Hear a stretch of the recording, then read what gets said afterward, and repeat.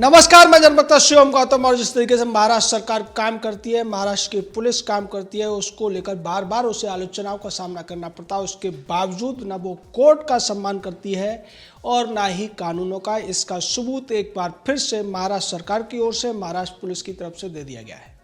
रायगढ़ के जिला न्यायालय में एक चार्जशीट दाखिल की गई है अन्वय नायक के केस में, जिसमें अब दोबारा से अर्नब गोस्वामी, फिरोज शेख और नीतीश शारदा को आरोपी बनाया गया है। इसमें यह कहा गया है कि 164 सेक्शन सीआरपीसी के तहत 64 गवाहों के बयान हमने लिए हैं। इसके अलावा तमाम दूसरे ऐसे ही डिक्लेरेशन हैं और जो सुसाइड नोट था अन्वय नायक का, उसको डाइंग डिक्लेरेशन मानते हुए ये चार्जशीट दाखिल की गई है। और ये कहा गया है कि इस मामले में, जैसा कि सुसाइड नोट में लिखा हुआ है, हमने जांच की है और ये जो सुसाइड नोट में हैंडराइटिंग है वो अन्वय नायक की ही है। दूसरी बात ये कही गई है चार्जशीट में कि जब उसने सुसाइड नोट लिखा था तो उसके ऊपर किसी भी तरीके का बाहरी दबाव भी नहीं था, इसलिए सुसाइड नोट को डाइंग डिक्लेरेशन माना जा सकता है और उसके आधार पर कार्रवाई हो सकती है। 64 गवाहों के बयान लिए गए हैं। उसके अलावा जो अगर चार्जशीट की बात की जाए तो ये 1914 पेज की चार्जशीट लगाई गई है प्रदीप गारत के द्वारा, जो कि पब्लिक प्रोसिक्यूटर है। निश्चित तौर पर इस पूरे मामले में जिस तरीके की बातें कही गई हैं वो सीधे तौर पर सुप्रीम कोर्ट के उस फैसले की भी अवमानना करती हुई दिख रही है, जिसके आधार पर 11 नवंबर को अर्नब गोस्वामी, फिरोज शेख और नीतीश शारदा को जमानत दी गई थी 50,000 के निजी मुचलके पर। उस पूरे फैसले में धनंजय यशवंत चंद्रचूड़ जो उस पीठ के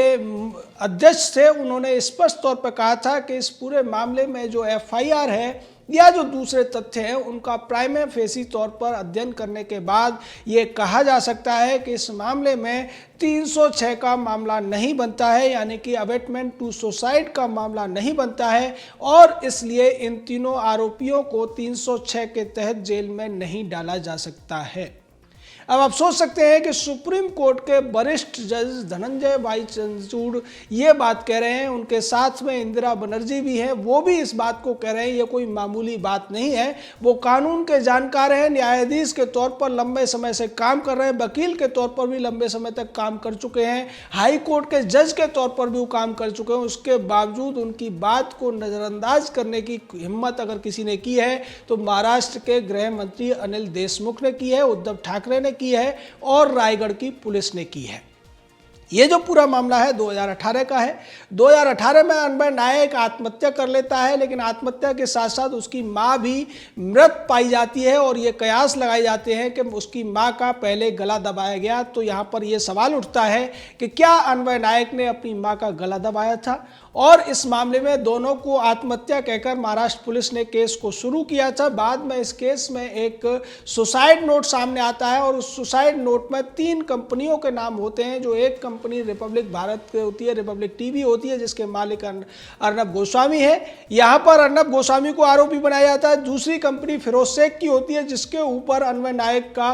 करीब 4-4.5 करोड़ रुपए बकाया था। अर्नब गोस्वामी की कंपनी के ऊपर 80 लाख के करीब बकाया था और नीतीश शारदा की कंपनी के ऊपर भी कुछ पैसा बकाया था। टोटल जो पैसा था वो 5.5 करोड़ रुपए का था। और ये आरोप लगाया गया था अन्वय नायक की पत्नी के द्वारा कि इसी पैसे की वसूली न होने की वजह से अन्वय नायक दबाव में था और उसने आत्महत्या कर ली।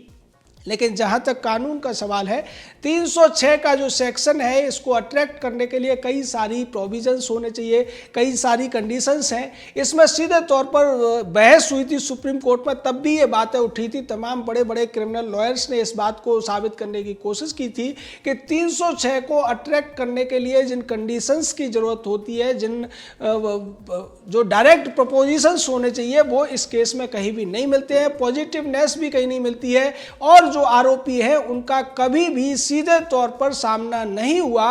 अन्वय नायक के साथ में, इसलिए उनको कैसे आरोपी बनाया जा सकता है, इसको लेकर तमाम केसेस को कोट किया गया था और उनमें भी यही बात कही गई थी कि अगर किसी व्यक्ति को आरोपी बनाया गया है, यहां तक कि उसका नाम अगर सुसाइड नोट में भी है, लेकिन अगर उस व्यक्ति का मृतक व्यक्ति के साथ में कभी भी कोई कन्फ्रंटेशन नहीं हुआ है, कभी भी कोई सीधा संबंध नहीं जुड़ता है, तो उस व्यक्ति को हत्या का आरोपी या फिर सुसाइड का अबेटमेंट करने वाला यानी कि आत्महत्या के लिए उकसाने वाला नहीं कहा जा सकता है। ये बहुत लंबी बातचीत हुई थी, लंबी बहस हुई थी, उसके बाद ये सारा का सारा डिसीजन लिया गया था धनंजय चंद्रचूड़ और इंदिरा बनर्जी की पीठ के द्वारा। उसके बावजूद उस पूरे फैसले को नजरअंदाज करते हुए, उसकी एक तरीके से अवमानना करते हुए महाराष्ट्र सरकार ने, खासकर अनिल देशमुख ने 27 नवंबर को एक घोषणा कर दी और ये कहा कि अब हम अर्नब गोस्वामी के खिलाफ एक सख्त चार्जशीट दाखिल करने जा रहे हैं। जिसके बाद में बृहस्पतिवार को अर्नब गोस्वामी ने अपने वकीलों के माध्यम से हाई कोर्ट में एक याचिका लगाई और उसमें यह कहा गया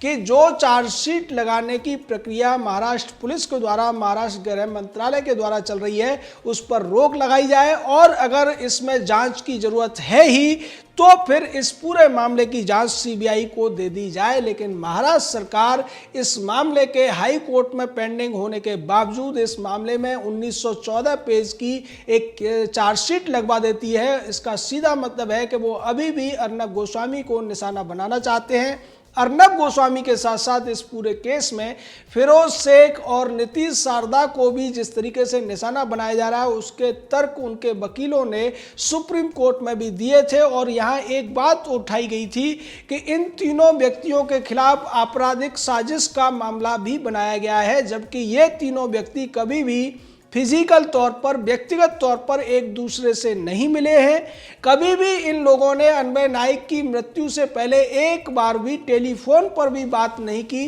कभी भी इनका आमना सामना नहीं हुआ। तो फिर इस मामले में कैसे आपराधिक साजिश का मामला बन सकता है?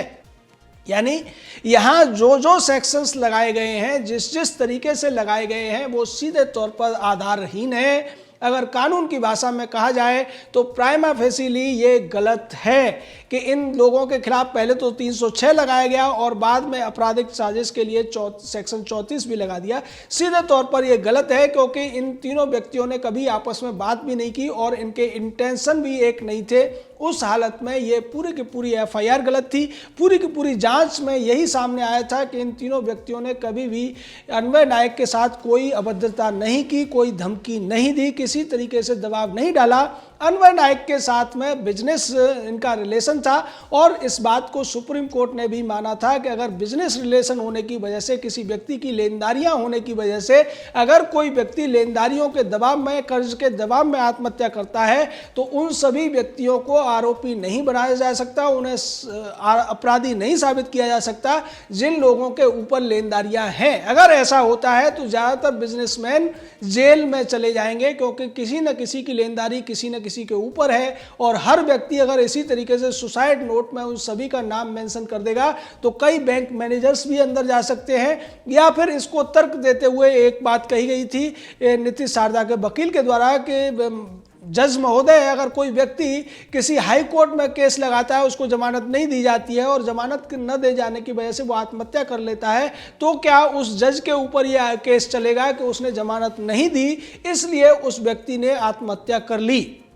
यानी यहाँ पर बहुत सारे सवाल उठाए गए थे। इसी वजह से लंबी सुनवाई के बाद में जस्टिस धनंजय चंद्रचूड़ और इंदिरा बनर्जी की खंडपीठ ने अर्नब गोस्वामी को राहत दी थी, उसे जमानत दी थी और सीधे तौर पर यह कहा था कि इस मामले में 306 का मामला नहीं बनता है। लेकिन उसके बावजूद, इतना बड़ा सुप्रीम कोर्ट का फैसला आने के बाद में, सुप्रीम कोर्ट की प्रेसिडेंट आने के बावजूद अगर कोई स्टेट का गृह मंत्री इस बात को कहता है कि वो चार्जशीट में अर्नब गोस्वामी को जेल भिजवा कर रहेगा या उसके साथ जो अन्य लोग हैं उनको सजा दिलवा कर रहेगा, निश्चित तौर पर इसको मैलाइस इन लॉ या फिर मैलाइस ऑफ फैक्ट्स भी कह सकते हैं या फिर जाति तौर पर दुश्मनी निभाना कह सकते हैं, जिसकी जिक्र सुप्रीम कोर्ट के उस फैसले में भी है जिसमें कहा गया है कि किसी भी प्रदेश की पुलिस को क्रिमिनल लॉ का इस्तेमाल नागरिकों को निशाना बनाने के लिए नहीं करने दिया जा सकता है।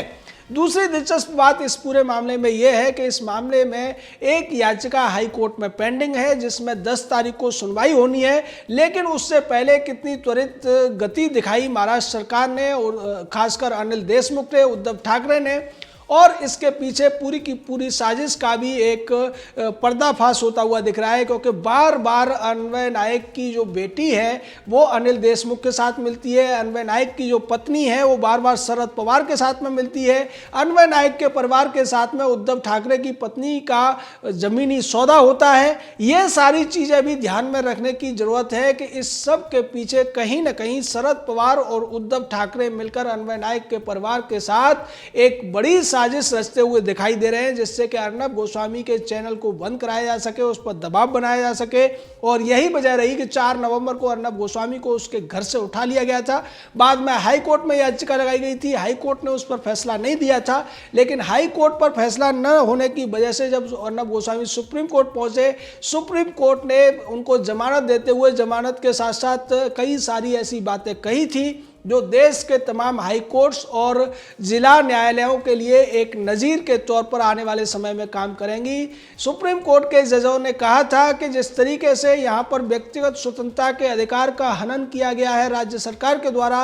और उसका संरक्षण करने का अधिकार हाई कोर्ट के पास था, उसका संरक्षण करने की ताकत हाई कोर्ट के पास थी, शक्ति हाई कोर्ट के पास थी, उसके बावजूद अगर हाई कोर्ट ने उसका इस्तेमाल नहीं किया तो ये गलत है। आगे आने वाले दिनों में सभी जिला जजों को या जो हाई कोर्ट के जजेस हैं उनको ये ध्यान रखना चाहिए कि क्रिमिनल लॉ का इस्तेमाल कोई भी स्टेट गवर्नमेंट नागरिकों को निशाना बनाने के लिए न कर पाए, और हाई कोर्ट और जो स्थानीय कोर्ट है वो अपनी ताकत का इस्तेमाल करके नागरिकों के अधिकारों की रक्षा करें,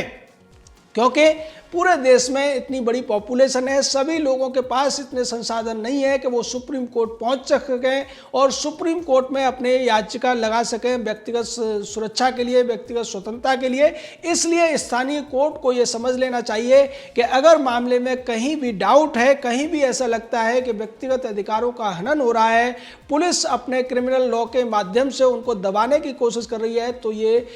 जो स्थानीय अदालतें हैं, हाई कोर्ट्स हैं, उनको अपने अधिकार इस्तेमाल करते हुए व्यक्तिगत स्वतंत्रता की रक्षा करनी चाहिए। इतना बड़ा फैसला होने के बावजूद, इतनी फटकार लगने के बावजूद, इतनी किरकिरी होने के बावजूद महाराष्ट्र सरकार अभी भी सुधरने के मूड में नहीं है, और यही वजह है कि 1914 पेज की चार्जशीट लगाकर फिर से महाराष्ट्र सरकार ने, फिर से पसोठावादी सरकार ने, पवार सोनिया ठाकरेवादी सरकार ने यह दिखाने की कोशिश की है कि वो न तो संविधान को मानते हैं, न कानून को मानते हैं, न सुप्रीम कोर्ट को मानते हैं, न हाई कोर्ट को मानते हैं। वो सिर्फ और सिर्फ बदला लेना जानते हैं, और बदला लेने के लिए उन्होंने इतने लंबी चार्जशीट दाखिल की है। हालांकि ये चार्जशीट कितनी देर तक टिक पाएगी कानून की दृष्टि से, कितने देर तक इस पर वो बहस कर पाएंगे, वो आने वाला वक्त बताएगा। जय हिंद, जय भारत।